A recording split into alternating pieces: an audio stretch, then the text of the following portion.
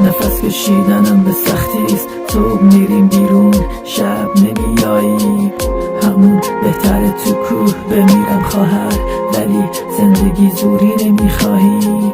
اینجا فقر و گرسنگی و ناام، جایی قلم گرفتن میگه توفنگ.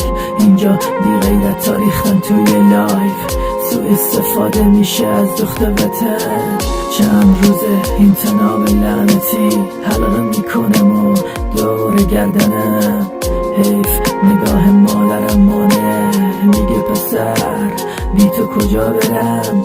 مادر اینجا کسی منو نمیخواد، جایی ندارم حتی توی خاک وطنم. همه تو فاز سلفی های پاریس، من خون میچکه ها از لای کفنم. من همون شبی که آخراشه به هیله میشه، شماره 4تونم انگار دارسته میشه. همیشه سهم قریب از وطنش دوریه، سلامتی خنده های هموطن که زوریه. رفتگان وطنم همشون گلچینن، حتی یک خونه خرابه نیست که توش بنشینن. قهرمان ها برای ناموس ما جنگیدن، لحظه مرگشونم حتی میخندیدن. الان دیوارای شهر همگی میسوزن، جوانای وطنم هی دارن میپوسن. من با چشمای خودم مرگمو دیدم یه روز، از حقم نمیگذرم از فردا هم از امروز. توی هر رفاقتی دل ما یه رنگیه، هرکی چاپلیسی کنه دنبال زرنگیه. زندگیم فقیرونه غیرتم یه شاهه، جاده آسفالت که نشد میزنیم بیراهه.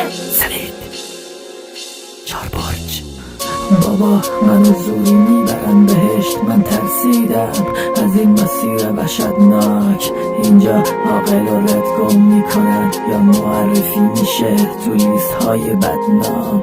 ببین از ته تاریکی این شب انگار یه نوری روشن میشه و شال سفید خواهر کوچیکم تو مدرسهش برایش کفن میشه و حتی خدا هم پشیمان از این خلقت شما. چرا با خون بیگناه دارید میکنید شنا؟ غرور من شکست جلو پای یزید، غیرت فروشی شده پول دارا خرید. منم دوست دارم اتوبان هرات تا خود کابل همگی چراغانی باشه. غرور پنشیر وطنم تو تک تک قلبامون فراوانی باشه.